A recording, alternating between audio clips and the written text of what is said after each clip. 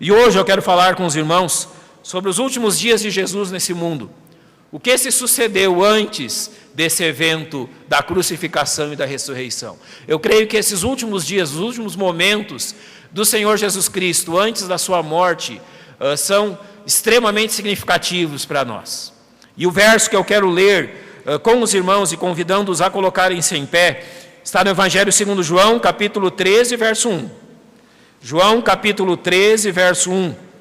E ainda relembrando isso, hoje é o dia que nós celebramos a ceia do Senhor, quando somos relembrados então do fato que Jesus Cristo morreu e ressuscitou para a nossa salvação. Evangelho segundo João, capítulo 13, verso 1. Eu vou ler esse verso e depois, ainda em pé, nós vamos orar. Diz assim: Ora, antes da festa da Páscoa, sabendo Jesus que já era chegada a sua hora de passar deste mundo para o Pai, como havia amado os seus que estavam no mundo, amou-os até o fim. É isso que nós vamos nos apegar. Jesus nos amou até o fim. Nós temos muito a aprender com Ele em toda a sua história. Nosso Deus, nós colocamos diante do Senhor esse texto que lemos. Estamos rogando as bênçãos do Teu Espírito Santo sobre a nossa vida.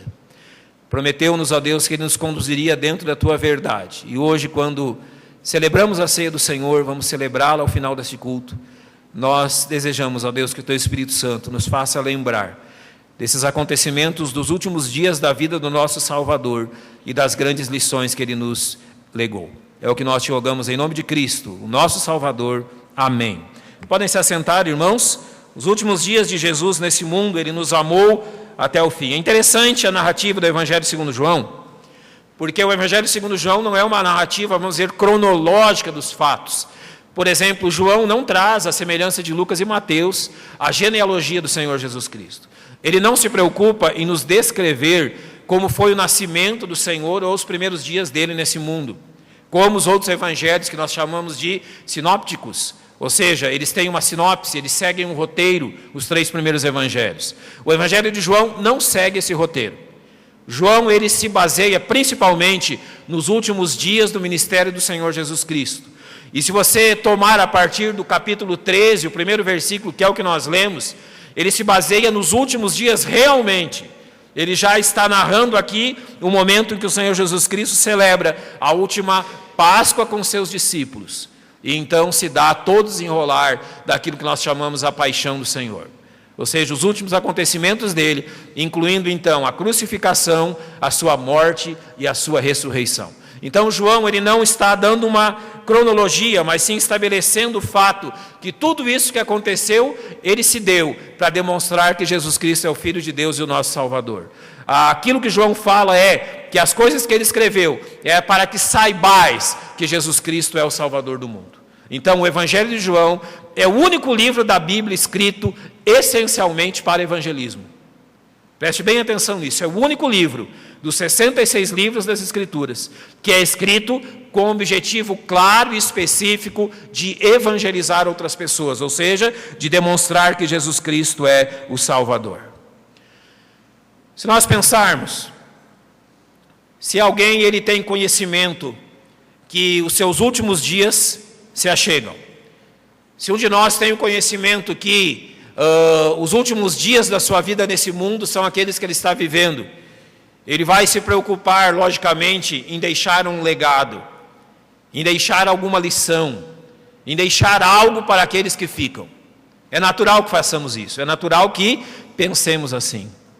Quando se aproximam os últimos dias de uma pessoa neste mundo, ele quer ter aquelas últimas conversas, aquele acerto final, vamos dizer, não deixar nada para trás, sem estar acertado com alguém, sem estar ok na sua vida com todas as pessoas que o rodeiam. Ele quer deixar uma lição, é natural que se deseje deixar um legado. Olhando para o capítulo 13 de João, até a morte e a ressurreição de Cristo, nós observamos que Jesus fez isso. Os últimos dias do Senhor Jesus Cristo nesse mundo, Ele procurou deixar pegadas, Ele procurou deixar lições aos seus discípulos, Ele procurou deixar lições que ficassem profundamente gravadas no coração dos seus discípulos e de todos aqueles que viriam a segui-lo com o passar dos tempos. É interessante observar desse prisma como os últimos dias do Senhor Jesus Cristo são cheios de lições preciosas para nós. Como nos seus últimos dias, Jesus nos deixou lições e exemplos que demonstram tanto quem Ele é, quanto o que Ele deseja de nós. O que Jesus deixou vivo na mente dos seus discípulos nos últimos dias é o que nós devemos observar.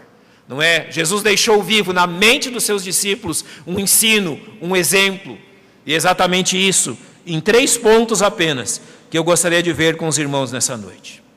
Primeiro fato, que claramente Jesus, ele deixa vivo e bem estabelecido no coração dos seus discípulos, é que ele estabeleceu um relacionamento crescente com eles. Os últimos dias de Jesus nesse mundo demonstram que, durante os 3 anos e meio que Jesus andou com seus discípulos, dia após dia ele estabeleceu um relacionamento pessoal com eles. Haviam aqueles que eram mais chegados: Pedro, Tiago e João. Desses 3 havia aquele que era o mais chegado, João, a quem Jesus na cruz deixa os cuidados de sua mãe para com João.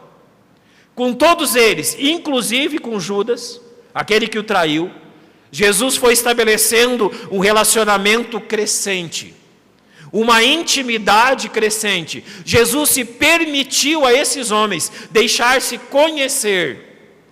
Talvez nenhum evangelho demonstre mais que isso do que o evangelho de João. Como Jesus se deixou conhecer pelos seus discípulos. E como Jesus, nos seus últimos dias, permitiu que os discípulos conhecessem questões da personalidade da vida dele, que marcaram profundamente a vida daqueles homens e marcam profundamente a vida da igreja. Eu quero usar como exemplo desse relacionamento crescente com os discípulos 3 expressões que, a partir do capítulo 13, Jesus usa com os discípulos. Primeiramente, no capítulo 13, verso 16, Jesus usa uma expressão muito importante quando ele diz: na verdade vos digo, que não é o servo maior do que o seu senhor, nem o enviado maior do que aquele que o enviou. Quando Jesus estabelece um relacionamento com seus discípulos, esse crescimento nessa relação, ele usa 3 expressões. A primeira delas que ele usa é que eles eram servos dele. Eles não eram maiores do que o seu Senhor. Eles não eram maiores do que aquele que os estava discipulando. Jesus era o maior entre eles. Sabe, durante muito tempo, durante aqueles anos que Jesus andou com eles, os discípulos tiveram uma dificuldade muito grande com isso. Houve um tempo onde eles estavam discutindo quem deles era o maior.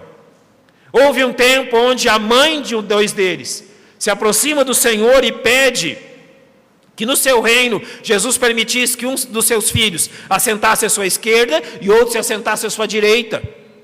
Jesus mesmo os flagrou nessa discussão sobre qual deles era o mais importante, qual deles era o maior, qual deles realmente ocupava um cargo ou uma posição maior numa hierarquia que não existia. Jesus era o Senhor. Eles eram seus servos. Eles eram alguém, e a palavra servo demonstra isso, alguém que se assentava aos pés. Alguém que estava aos pés do mestre sendo ensinado. Eles começaram assim, como servos. Jesus os chamou para que os servissem. Jesus os chamou para que eles aprendessem o que era serviço com ele, o mestre. Eles começaram como servos. E Jesus diz claramente que o servo não é maior do que o seu Senhor. Jesus estava estabelecendo bem quem ele era e quem eles eram. Mas o relacionamento deles não ficou apenas nisso. Observe no capítulo 15, verso 15, que Jesus diz assim: já não vos chamarei servos, porque o servo não sabe o que faz o seu Senhor, mas tenho-vos chamado amigos, porque tudo quanto ouvi de meu Pai vos tenho feito conhecer. Agora, claramente, um crescimento nesse relacionamento entre ele e os discípulos. Não são mais simplesmente servos que não sabem exatamente o que está acontecendo ao redor deles. Jesus diz claramente para eles: vocês não são agora simplesmente meus servos, porque eu vos tenho chamado amigos, porque tudo que eu tenho ouvido de meu Pai, eu tenho transmitido para que vocês conheçam. De servos, esse relacionamento cresce agora para amigos, alguém que anda lado a lado, Agora o Senhor, então, nesse relacionamento crescente com seus discípulos, nesse desejo que esse relacionamento cresça, o Senhor chama os discípulos para andar ao lado dele. Vamos andar agora lado a lado. Vamos andar juntos, sabendo o que Deus quer de nós. Então Jesus começa a revelar aos discípulos o que aconteceria naqueles dias. Eles não conseguem entender bem ainda. Ainda não entrou na mente deles, principalmente de Pedro, essa história de ir para Jerusalém, de ser preso pelas autoridades, de ser morto. Ainda não havia entrado bem no entendimento deles o fato que ao terceiro dia ele ressuscitaria e que tudo isso era necessário. Ainda aquilo que Jesus estabelecia a mente deles, eles não conseguiam ainda decifrar, entender todas essas questões. E Jesus diz: olha, vocês são meus amigos, andem do meu lado, estejam comigo. Infelizmente, quando o Senhor Jesus Cristo foi preso e condenado, foram esses amigos que o abandonaram. Eles estavam crescendo nesse entendimento, mas ainda não haviam crescido plenamente. É interessante que agora Jesus usa uma terceira expressão para eles, depois da sua morte e ressurreição. Observe no capítulo 20 do Evangelho de João, verso 17, Jesus diz: disse-lhe Jesus: não me detenhas, está falando às mulheres que foram procurá-lo, porque ainda não subi para meu Pai, mas vai para meus irmãos e dize-lhes que eu subo para o meu Pai e vosso Pai, meu Deus e vosso Deus. Primeiro Jesus disse: vocês são servos, vocês estão aprendendo. Depois Jesus disse: vocês são meus amigos, estão andando ao meu lado. E agora, depois da ressurreição, diz: vai e dize aos meus irmãos. Havia um relacionamento cada vez mais crescente. Agora Jesus está dizendo a ele: vai e dize aqueles que pela minha morte e ressurreição eu tornei meus irmãos, aqueles que pela minha morte e ressurreição eu tornei filhos de meu Pai que está nos céus. Ele diz claramente: meu Pai e vosso Pai, meu Deus e vosso Deus. Observe bem aonde Jesus levou os seus discípulos. Jesus pegou 12 homens iletrados, sem conhecimento de Deus. Jesus tomou 12 homens sem conhecimento da verdade eterna. Jesus caminhou com eles. Jesus os levou a um crescimento cada vez maior em comunhão. E quando da sua ressurreição, Jesus os diz: vocês são meus irmãos. Paulo, ele mostra isso para nós dizendo que nós somos co-herdeiros com Cristo. Então nós entendemos tudo que Jesus fez por nós. Jesus nos tira de uma vida de pecado, separados de Deus, de uma vida de condenação, e nos coloca num ponto onde Ele diz que se orgulha de nos chamar de irmãos, de filhos de Deus. E Jesus procurou deixar muito claro isso aos seus discípulos nos últimos dias. Quem são vocês? Vocês são filhos de Deus. Com quem vocês estão andando? Vocês estão andando como filhos amados de um Deus que vos ama. É maravilhoso saber que na cruz do Calvário, Jesus fez isso por nós. Nós estávamos longe e separados, e Ele nos trouxe para perto, para junto, para uma comunhão preciosa com Ele. Uma segunda questão que nós observamos nessa caminhada do Senhor Jesus com seus discípulos. Jesus ensinou nos seus últimos dias lições essenciais aos seus discípulos. Ele não somente trouxe os seus discípulos para próximo dele, numa comunhão crescente com ele e com Deus, mas Jesus também ensinou questões que marcariam profundamente a vida dos seus discípulos. Aquilo que Jesus faz nos seus últimos dias deixou um legado, podemos dizer, eterno a todos os cristãos. Aquilo que Jesus faz nos últimos dias deixa-nos coisas essenciais para a nossa vida. Eu quero e posso, por causa do tempo, apenas citar 3 coisas essenciais que nos seus últimos dias, lições que Jesus deixou aos seus discípulos.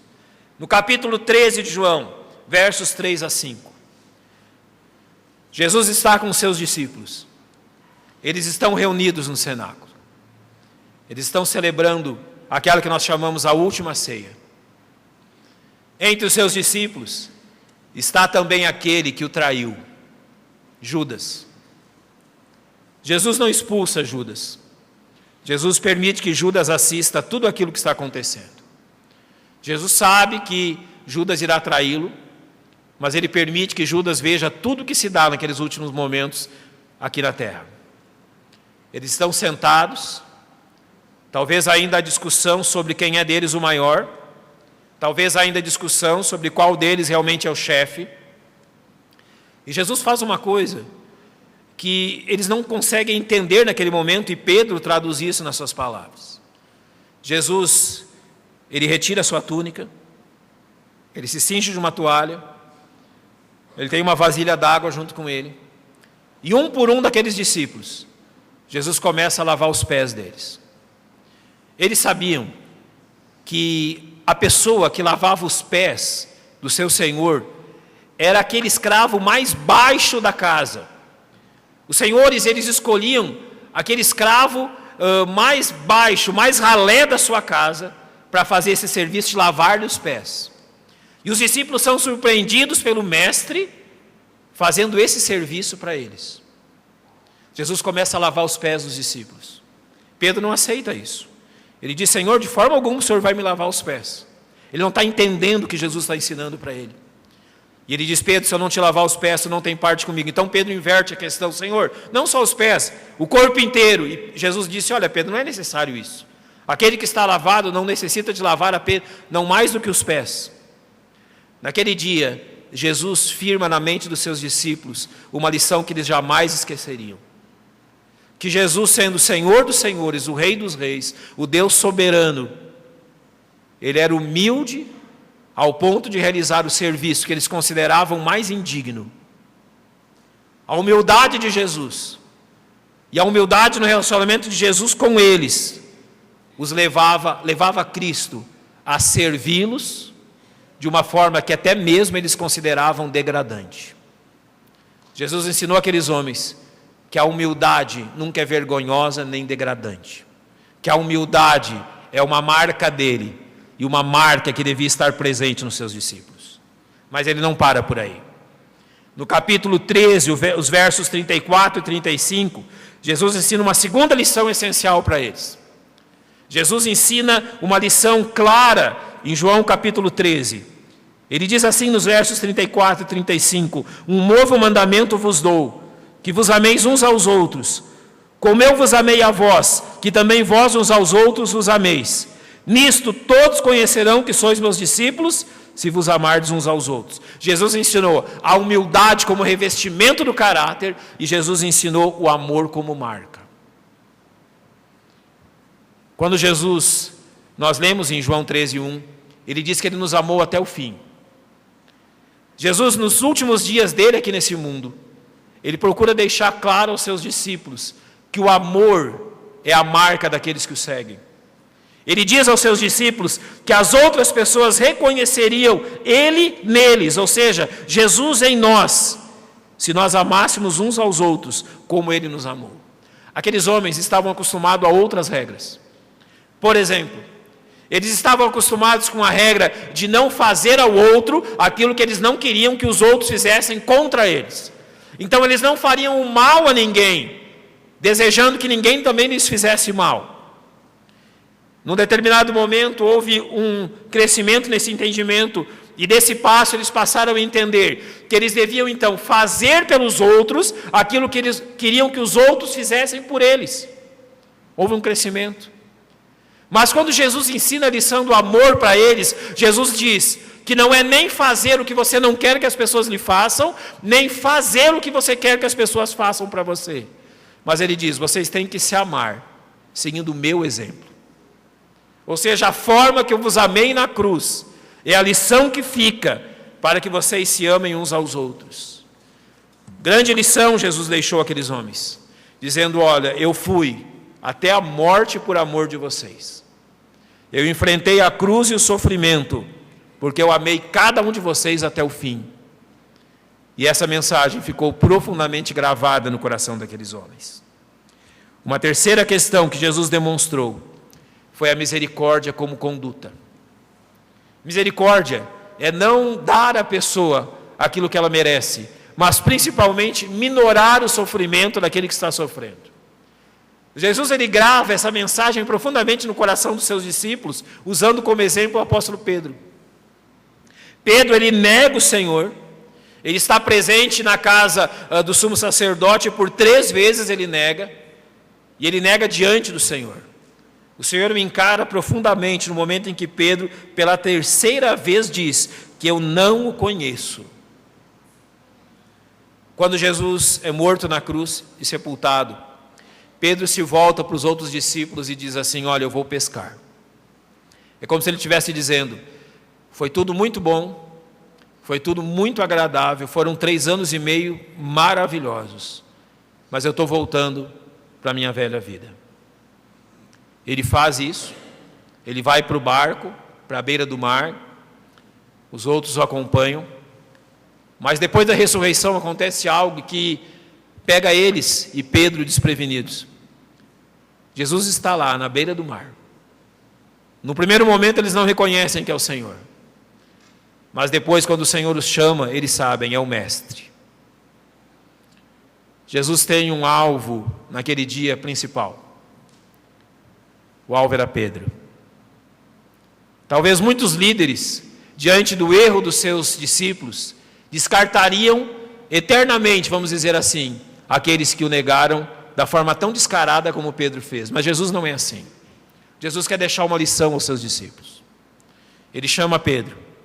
Infelizmente, na nossa tradução não parece exatamente quais são as palavras que eles usam, mas eu procurei ali transliterar aquilo que aconteceu. No verso 15, na conversa entre Jesus e Pedro, Jesus pergunta: Pedro, você me ama com o amor de Deus? Você me ama da maneira que Deus quer que você me ame? E Pedro responde assim no verso 15: Senhor, eu te amo como um amigo, eu te amo como nós amamos as outras pessoas. Senhor, ok? No verso 16, o Senhor volta a dizer a ele: Pedro, tu me amas com o amor de Deus? Você me ama com o amor que Deus manda que você me ame? E eu imagino lá na mente de Pedro aquela cena na casa do sumo sacerdote, Pedro negando e pensando: como é que eu vou dizer para esse homem que eu amo ele depois do que eu fiz? Como é que eu vou dizer agora, olhando para ele de novo, se eu olhei para ele quando eu neguei-o diante de todos, eu abandonei esse homem no pior momento da vida dele, e agora ele quer que eu diga que eu amo. Como é que eu vou ter coragem de falar isso? E Pedro responde de novo: Senhor, te amo como um amigo, não mais do que isso. Mas na 3ª vez, no verso 17, Jesus olha para Pedro e diz: então quer dizer que você me ama só como um amigo? É isso que eu sou para você. Eu sou como os outros todos. Eu só sou um amigo seu. Um amigo que pode ser negado a qualquer momento, um amigo que pode ser abandonado a qualquer momento. Na sua imensa misericórdia, Deus age no coração de Pedro, e nessa 3ª vez Pedro diz assim: Senhor, tu sabes que eu te amo. Tu sabes que eu te amo com o amor que o Senhor mesmo me deu, que eu aprendi contigo. Agora você nota todas aquelas lições, o que redundou no coração de Pedro agora. Jesus, além desse amor inigualável, Jesus demonstra que jamais abandona os seus. Por isso, a igreja não abandona os seus. Por isso que a igreja ama os seus até o fim, porque foi essa lição que o Mestre nos deixou.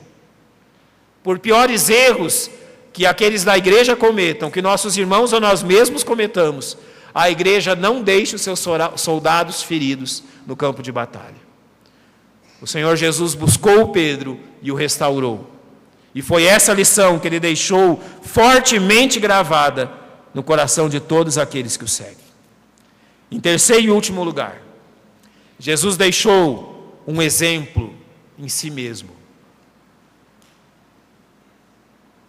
Nos seus últimos dias, além das lições e dos valores que Jesus transmite aos seus discípulos, Jesus deixa um exemplo fortíssimo na sua própria atitude, na sua própria pessoa.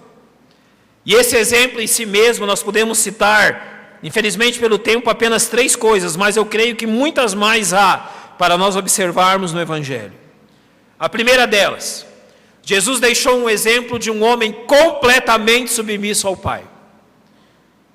Quando os discípulos, eles veem a situação, quando Jesus foi preso no Getsêmani, e tudo o que aconteceu depois, os discípulos têm a exata noção de um homem que em toda a sua vida foi completamente submisso ao seu Deus e Pai, Diz assim o Evangelho de Lucas, narrando a questão no Getsêmani. Ele diz: Pai, se queres, passa de mim este cálice, todavia não se faça a minha vontade, mas a tua. E apareceu-lhe um anjo do céu que o fortalecia. E posto em agonia, orava mais intensamente, e o seu suor tornou-se como grandes gotas de sangue que corriam até o chão. A própria medicina, a própria ciência confirma que o ser humano, quando passa por grande agonia, por uma situação de agonia extrema, os vasos capilares, esses vasos sanguíneos que temos próximos à pele, devido à pressão que está sendo exercida sobre a pessoa, esses vasos podem se romper. Eles estão toda a nossa pele, no rosto, nos braços, nas mãos. A agonia do Senhor Jesus Cristo era tamanha diante daquilo que ele devia enfrentar, que isso aconteceu. E o seu suor tornou-se como grandes gotas de sangue. Esses vasos sanguíneos mais próximos da pele, eles foram se dilatando e estourando. E não só o suor, mas o sangue também escorria pelo seu rosto. Em toda essa circunstância, que foi contemplado pelos discípulos, ao ponto de eles registrarem nos evangelhos, o Senhor Jesus se demonstrou plenamente submisso a Deus. É essa a lição que ele nos deixa. Não há limites à submissão dos filhos de Deus ao seu Pai. O Senhor nos disse em todo momento, em toda circunstância, para nos mantermos submissos àquilo que o nosso Pai deseja de nós. Submissão significa sujeição em toda e qualquer situação. A segunda lição que o Senhor Jesus deixa em si mesmo é de um homem completamente leal ao seu Pai. Lealdade significa fidelidade aos compromissos assumidos.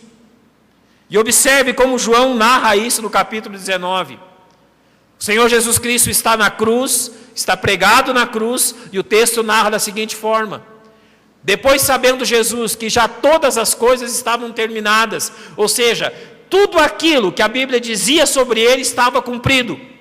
Não havia mais nenhuma profecia, não havia mais nenhuma palavra que faltasse ser cumprida, para que toda a Escritura se cumprisse, ele diz.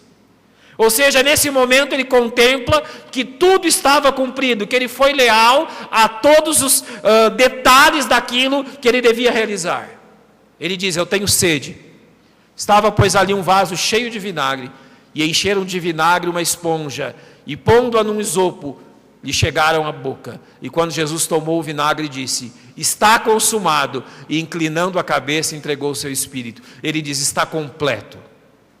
Consumei toda a obra que Deus me deu. Eu fui leal em todos os momentos. Não houve em mim nenhum momento de deslealdade. Eu cumpri completamente aquilo que o meu Pai me enviou a fazer. Jesus deixou uma lição de lealdade para com Deus, de submissão e de lealdade. Mas além disso, no primeiro verso que nós lemos em João 13, Jesus deixou a lição de um homem cheio do amor do Pai. Ora, antes da Páscoa, sabendo Jesus que já era chegada a sua hora de passar deste mundo para o Pai, como havia amado os seus que estavam no mundo, amou-os até o fim. Submissão, lealdade e, por último, amor. Jesus legou aos seus discípulos uma lição preciosa e profunda do que significa o amor de Deus. Nós não conheceríamos o amor de Deus se Jesus não tivesse enfrentado a cruz e sofrido em nosso lugar. O amor de Deus é demonstrado soberanamente na cruz do Calvário. O amor de Deus tem a sua demonstração soberana, eterna, que atinge o passado, o presente e o futuro, naquilo que Jesus faz na cruz. Ele nos amou e nos amou até o fim. Jesus nos deixou lições preciosas, e talvez nenhum outro autor da Bíblia concluiu de forma tão gloriosa e entendeu de forma tão gloriosa aquilo que aconteceu como o apóstolo Pedro. E para concluirmos, nós podemos ler 1 Pedro capítulo 2, versos 21 a 25. Observe como Pedro vê tudo isso e o que ele nos diz. Porque para isto sois chamados, pois também Cristo padeceu por nós, deixando-nos o exemplo, para que sigais as suas pisadas. Jesus marcou profundamente a vida dos seus discípulos e marcou profundamente a vida de cada um de nós. Pedro diz: o qual não cometeu pecado, nem na sua boca se achou engano. Ou seja, alguém puro e justo, o qual, quando injuriavam, não injuriava, quando padecia, não ameaçava, mas entregava-se àquele que julga justamente. Levando ele mesmo em seu corpo os nossos pecados sobre o madeiro, para que, mortos para os pecados, pudéssemos viver para a justiça. Então ele diz: sabe tudo aquilo que aconteceu? Toda a história da cruz, toda a história do seu sofrimento, toda a história da sua ressurreição, ele diz: para que pelas suas feridas fostes sarados. Porque éreis como ovelhas desgarradas, mas agora tendes voltado ao pastor e bispo das vossas almas. Irmãos, a história da Páscoa não é simplesmente mais uma história. A história da Páscoa fala de um homem que marcou profundamente a vida dos seus discípulos e marcou profundamente a minha e a tua vida. Quando nós celebramos a ceia, quando nós, nesse mês que celebramos a Páscoa, relembramos aquela imagem que está atrás de mim, de uma cruz e de um túmulo vazio. Nós relembramos a história de um homem que marcou as nossas vidas. Nós não estamos celebrando algo vazio, nós não estamos celebrando algo simplesmente por tradição. Quando celebramos a ceia, nós celebramos o nosso Salvador. A Páscoa para nós é Cristo. A Páscoa para nós é uma pessoa, o Senhor Jesus Cristo, que de tantas formas gravou tão profundamente no nosso coração lições que nenhum outro podia gravar. Não lembre-se da Páscoa simplesmente como uma história, mas olhe para os últimos dias do Senhor Jesus Cristo nesse mundo e lembre o que Ele fez por você.